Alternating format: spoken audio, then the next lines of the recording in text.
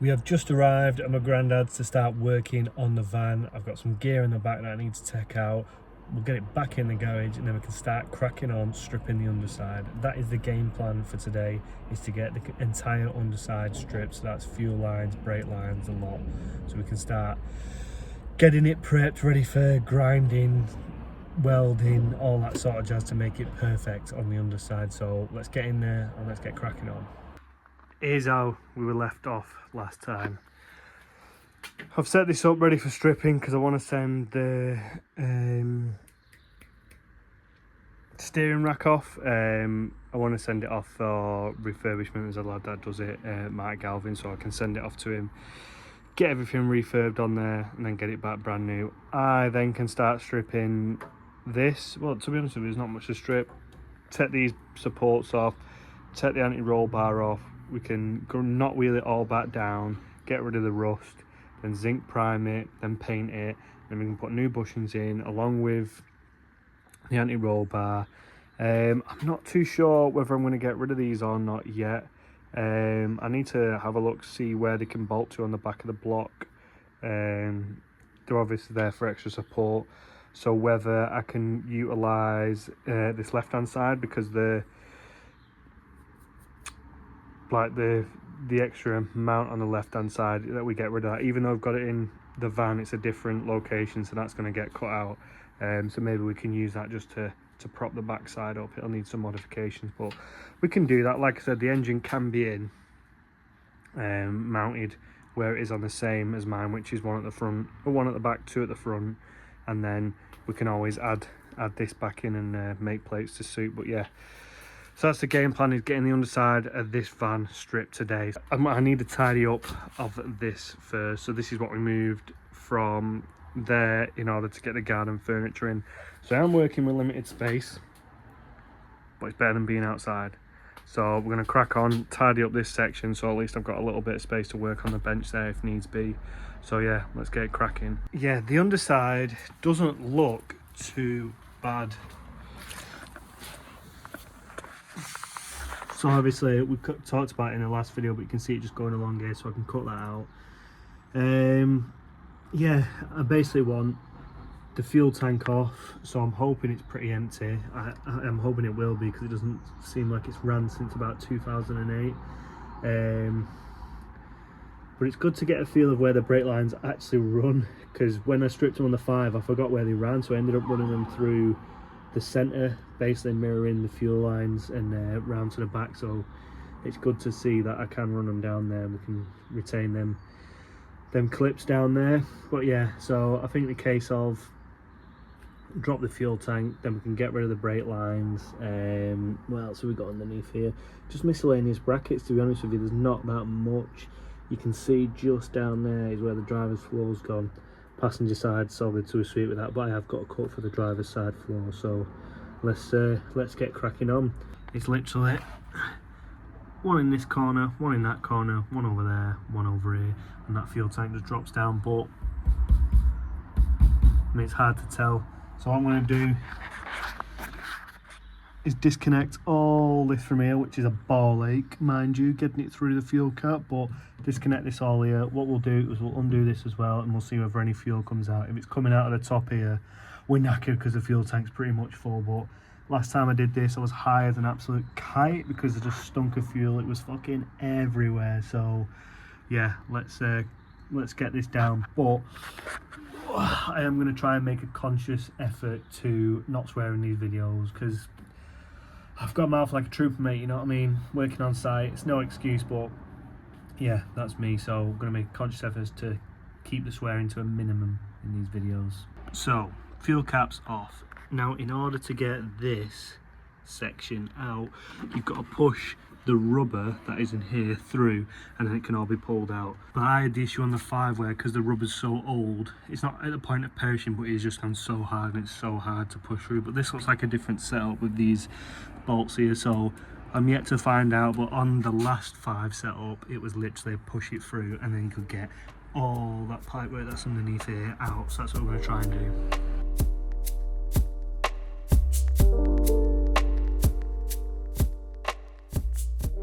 So that is the surround out, and this is a different setup from the 5. That now looks like it just pushes in once all this is unbolted from this side. So I'm going to start unbolting this on the underside, and then hopefully that pushes through. But on the 5, the rubber comes through and overlaps around here, so you've got to bend it in and push it in. So let's crack on.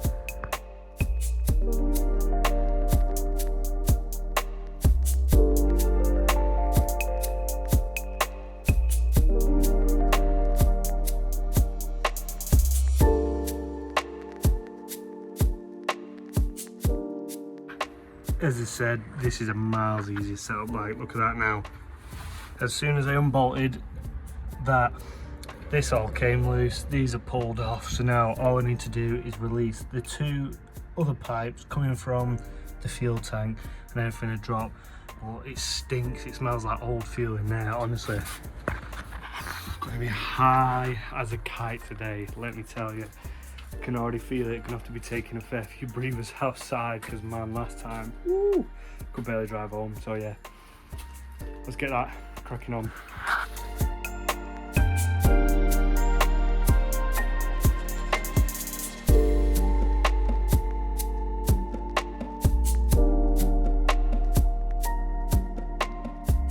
That is your filler neck out from here. So obviously it come out of there. Now we can drop that fuel tank. But what I'm going to do is, I don't want to come like months and months down the line, get to this and think fucking hell, it needs cleaning. So I'm going to spray it with some degreaser and some dirt remover. It's starting to rain now, so I'm hoping the rain will do most of the work as long as I soak it up. So that's what we're going to do. We want to keep all these parts, make them look nice, because these are the sort of stuff that gets thrown away and then becomes obsolete. So we'll clean this one up so we can reuse it. Like I said, this was used as a US military vehicle. No idea what for, can't find much history on it, but I just know it was owned by the US at one point in England. Why they choose a French van, I will never know. But so it's probably seen its fair share of work. I know it's only done 50-odd thousand miles, but the dirt that's in here, 50-odd thousand miles is yeah, a fair bit. So let's get that soaked up. So there's a couple of clips and what's not. Obviously your fuel filter is on the outside here, which I forgot about, so we're going to disconnect that, and then your fuel lines run down here and to the front. So we can sort them out later on, but I'm going to make a point of disconnecting the fuel filter away from these 3 fuel lines that are here. I think last time I had to drop it and then disconnect the fuel lines out of the top of the fuel pump, but it was a while ago. That was about 2 years ago, so I can't remember. But yeah, the bolts, there's 2 at the back here, 2 towards the front here, 2 towards the back. So at least if I can unbolt them and drop them down, I can get a better eye for what's up there. But I'll disconnect this fuel filter now, and then we can crack on. Right, under further inspection, it looks like it's going to be easier to drop the tank and then remove it, because the bolt that I need to get to release the fuel filter is being stopped by the actual body of the car. It's like that fucking meme. Oh no, fuck man, it's supposed to get to the motor. That's literally it right now. The bolt's fucking tucked up underneath there, so I can't see any way of getting it out. So let's drop the fuel tank and then we can get rid of these lines.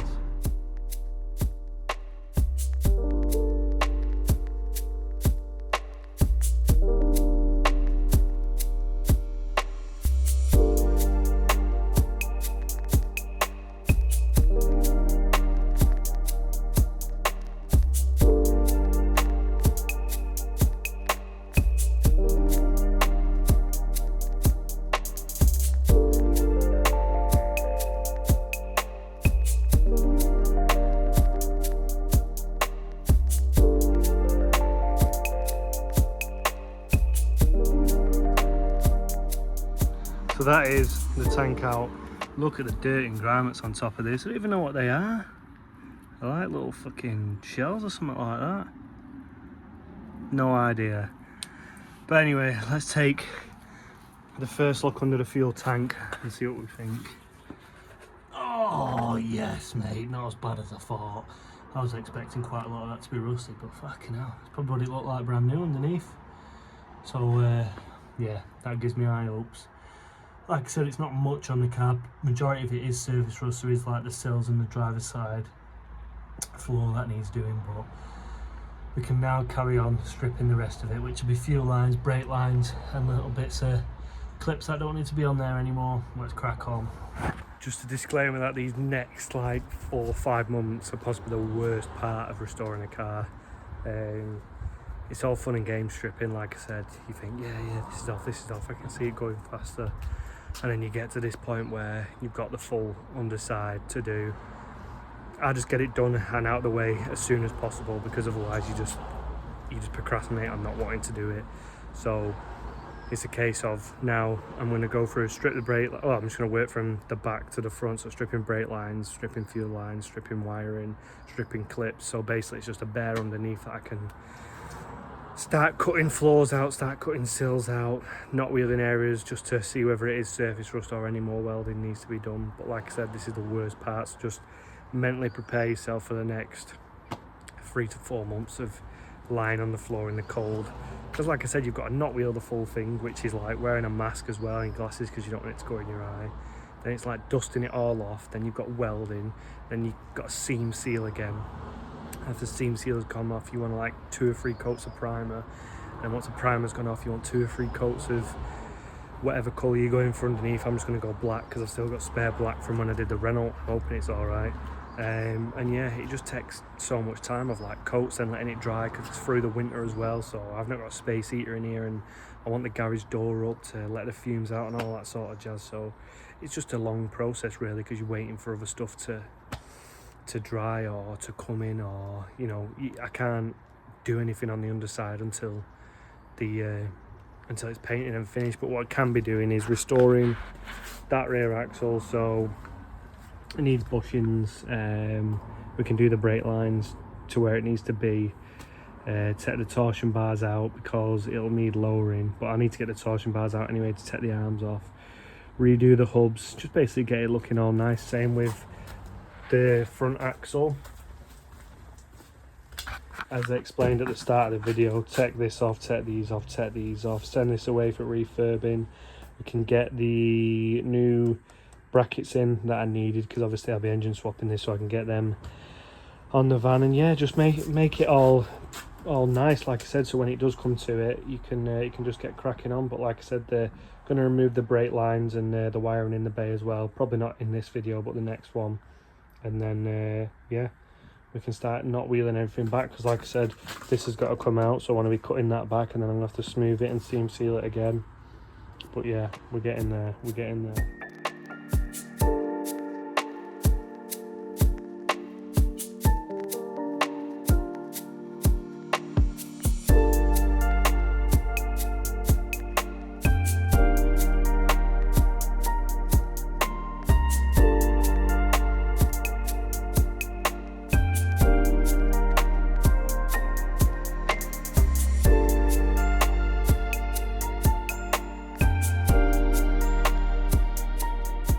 I've had a brainwave. So I am obviously stripping the underside, brake lines are out, fuel lines are out, and I thought I need to find out what the pickup's like on these extra vans, because the GT turbos, the Campus didn't really have a pickup as such. I think the GT turbos did, but the Williams Clio one was better, so I went for a Williams Clio tank. But the lad who got this off said you don't need to sort the tank, these have a pickup in them, so I thought I'll double check it. It's got a nice little pickup in there of like a plastic surround.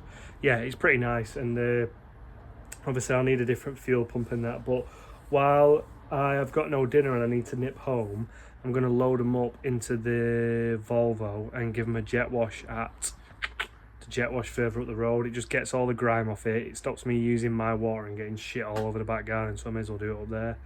So I've just put them outside. I'm going to load them up, going to go home, have some dinner, and then on the way back up, jet wash them and bring them in here and carry on stripping the underside and bay. So let's crack on. that's that done. Cost me £2. Snow foamed them, rinsed the inside of the fuel tank, rinsed the part of the pickup because a little section on the pickup looked a bit crusty, where obviously the fuel pump had crusted a little bit and dropped off, so we wanted to clear that out. But yeah, rinse the inside of the tank, clean the outside, rinse the filler neck. Yeah, all good. Everything looks sweet, looks brand spanking. So rather than spending the money, you can clean them up, because even though they're not going to be seen, you want them to be looking clean. You don't want to be holding the dirt, because then they hold the moisture and it might get worse and then set rust off somewhere else. So now that's done, I'm going to head back to mine, have a bit of dinner, and then shoot back up to my granddad's.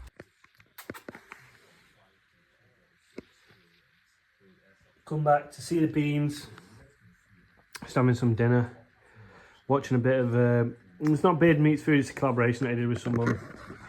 But yeah, just basically chilling out in my comfies for an hour or two, and I'm going to head back up to the granddad's and crack on. So we are back, changed, back in the car, ready to get going. Back up to my granddad's, probably going to spend an hour and a half there again, because I need to pull the clips off, start pulling some wiring. Like I said, the route is to have all the fuses, like passenger side footwell now. So I've got to pull all the wiring through the frame legs, bar the lights. I think I'm gonna have to pull everything through the frame legs anyway, because one frame leg needs welding up. So I'll possibly pull everything through the frame legs and then feed it through the bay, so all the wiring comes from one section. But we'll see. I need to pull it all through and then we can decide. So let's crack on. It fucking stinks of fuel in here, by the way. I've got that tank in the boot, but I thought I'd cleaned it out. Well, I've cleaned it out, but you can still smell it. So let's get cracking on. Look at that. Can't argue with that. Quick jet wash on both two. I mean, they're not brand new, but wow, what a difference. So let's carry on stripping bits from the underside. We want clips, we don't want anything there after today. So come on, let's get it smashed off.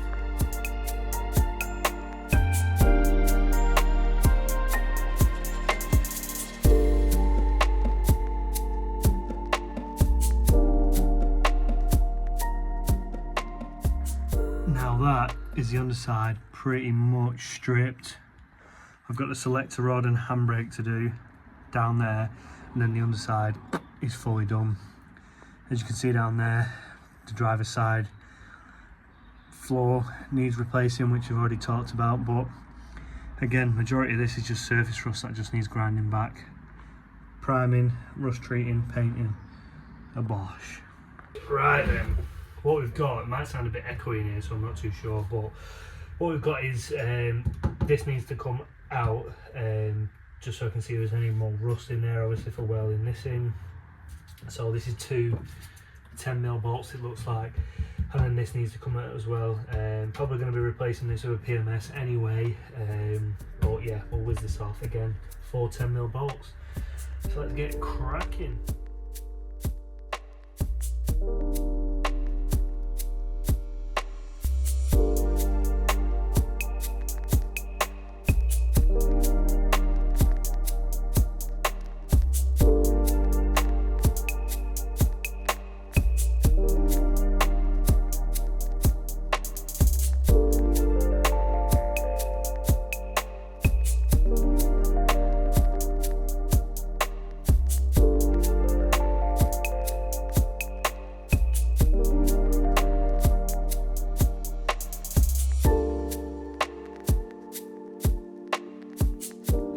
Yeah, like I said in the previous video, make sure you put your shit away as well, because there's nothing worse than needing to do a job and then can't find your shit. So it took me a while to figure that one out.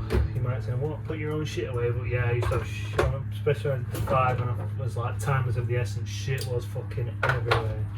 And you couldn't find anything, you'd lose things, so I made it my mission to keep on top of things. Don't forget to put your bolts away either. Don't want to lose them bad boys. The only thing we've got left is this wire here, and this wire comes out and goes underneath the car for the fuel pump. So I want to be able to pull that through, so then there's literally nothing on the underside. So we're going to try and do that now. That is literally just, oh yes, oh yes, that is what we want, ladies and gents. That literally just pop through ever so nicely. So that's for the fuel pump. I'm probably going to have to change this end to suit whatever. Oh no, I won't be able. Last time I swapped the tanks, so I had to change that end, but that should be sweet. So yeah, we may as well start cracking on with the bay, because that is the underside stripped. Now that is what you call weight saving. Well, I was going to start stripping the bay, but it's pretty much there. But for what I will need to start now, I need to start removing the pedals, which is inside, removing the steering column, which is inside. Then all this, I need to start removing pedals and wiring from the inside and pulling it through. So I don't want to start this today. I can start that tomorrow for a fresh another video. But yeah, this is where we're ending up. You can see down there, it is all nice and stripped now underneath the car, and that's what we wanted. The fuel tanks can be reused, and the filler neck, and these are looking pretty new once they've been jet washed. And yeah, like I said, it's all about keeping them costs down in a build like this, because you don't know where certain areas are going to snowball.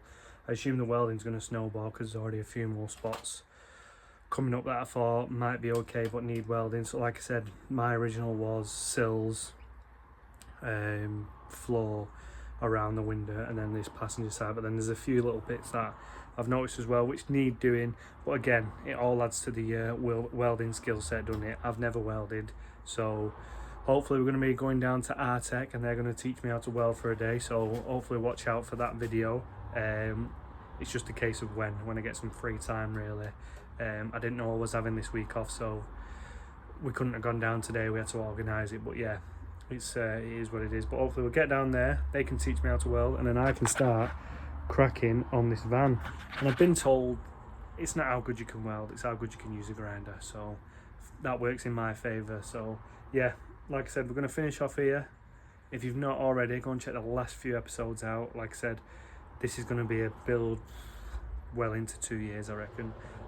Start of 2027 it'll be done, because there's more than meets the eye to this one that not a lot you'll know about yet, but we'll soon find out. So yeah, hope you enjoyed. I'll see you in the next one.